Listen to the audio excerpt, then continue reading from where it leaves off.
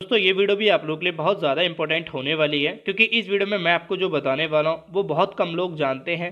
साथ ही साथ यहाँ पर बहुत लोग कंफ्यूज भी होते हैं इस चीज़ को लेकर, तो सोचा मैं एक वीडियो बना देता हूँ। और वो वीडियो ये है कि जब आप अपने घर में छज्जा निकालते हैं और उसमें कैंटिलीवर बीम देते हैं, जैसे कि आप यहाँ बीम देख पा रहे हैं, तो बीम हमें किस तरीके से देना चाहिए। जैसे कि आप यहाँ देख रहे होंगे कि यहाँ पे स्लोप दिया हुआ है, बीम में टेपर दिया है या इंक्लाइन दिया हुआ है। और कुछ लोग क्या करते हैं कि बीम तो निकालते हैं छज्जे में, लेकिन उसमें किसी भी तरह का कोई स्लोप नहीं देते, टेपर नहीं देते, प्लेन ऐसी बीम निकाल देते हैं जैसे पीछे से बीम आ रहा होता है।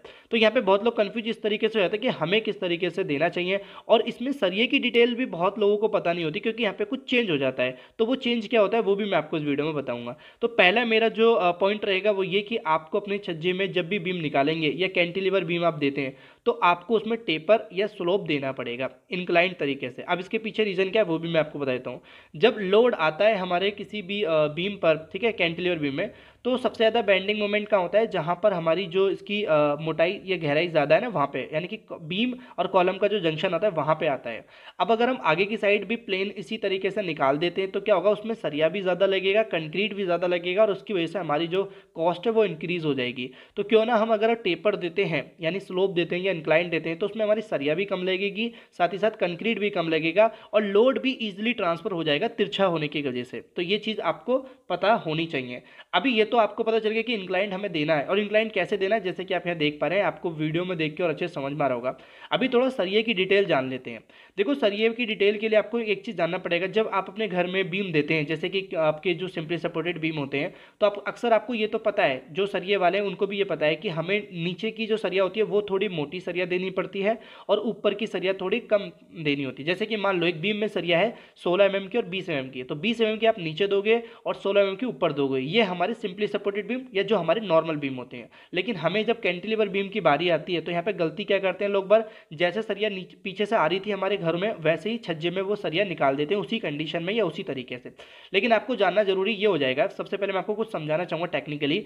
जब आप एक बीम देते हैं कैंटिलीवर, तो जब उस पर लोड आता है तो क्या होता है, वो ऊपर से झुकता है नीचे की साइड में। तो यानी कि जो उसका जो कंप्रेशन जोन है और टेंशन जो जोन है वो चेंज हो जाता है। यानी कि ऊपर की साइड हमारा टेंशन जोन रहता है और नीचे की साइड कंप्रेशन जोन रहता है। यानी कि ऊपर हमें सरिया ज़्यादा देनी पड़ेगी क्योंकि ऊपर से लोड आने पर वो नीचे की साइड को झुक रहा है। अगर हम ऊपर मोटी सरिया देकर और उसको हम अपने ऊपर ही सपोर्ट कर देंगे तो छज्जा हमारा नीचे नहीं झुकेगा लोड आने पे। तो ये बहुत कम लोगों को पता होता है। बहुत से लोग गलती यही करते हैं, जैसे जैसे पीछे से सरिया दी गई होती है, जैसे कि नीचे मोटी है और ऊपर पतली है, तो वही सरिया आगे को बढ़ा देते हैं। बट आपको ये नहीं करना है, आपको हमेशा छज्जे की सरिया को थोड़ा चेंज कर देना है। आपको हमेशा ध्यान रखना है ऊपर मोटी सरिया देनी है, नीचे कम मोटी सरिया देनी है और ऊपर आपको थोड़ी ज़्यादा भी देनी है।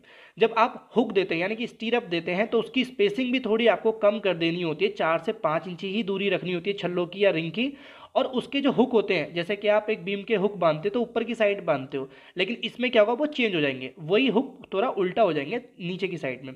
तो ये बहुत कम लोगों को पता होता है और यहीं पे बहुत लोग गलती करते हैं। और कहीं ना कहीं अच्छा अक्सर अक्सर आपने देखा होगा कि छज्जे झुक जाते हैं क्योंकि वो इस प्रकार के बीम तो देते हैं बट फिर भी छज्जे झुक जाते हैं। तो उसके पीछे रीज़न यही पाया गया है कि वो बीम ही सही तरीके से नहीं दे पाते। तो इस वीडियो में मैं आपसे ये कहूँगा कि जब भी आप बीम निकालो तो इंक्लाइंड या टेपर या स्लोप देके निकालो। वो क्यों निकाला है वो मैंने आपको बता दिया है और इससे हमें फ़ायदा या नुकसान कुछ भी नहीं है। देखो, सरिया किस तरीके से देना है, यानी कि जैसे नॉर्मल बीम में हम नीचे मोटी सरिया देते हैं और ऊपर पतली देते हैं, लेकिन यहाँ पर हमें क्या होगा, ऊपर मोटी देनी है, नीचे पतली देनी है। रिंग की दूरी मैंने आपको बता दी। और ये ध्यान रखना, कैंटिलीवर बीम में कोई 12 mm की 10 mm की सरिया मत देना, 16-20 mm की ही सरिया देना जो आपके बीम को और अच्छे से सपोर्ट कर पाए। तो आई होप आपको इस वीडियो से कुछ जो डाउट होंगे आपको वो क्लियर हो गए होंगे। और इनकेस अगर आपने इस वीडियो से कुछ सीखा है तो वीडियो को लाइक जरूर करना और चैनल को प्लीज़ सब्सक्राइब कर लेना, क्योंकि हम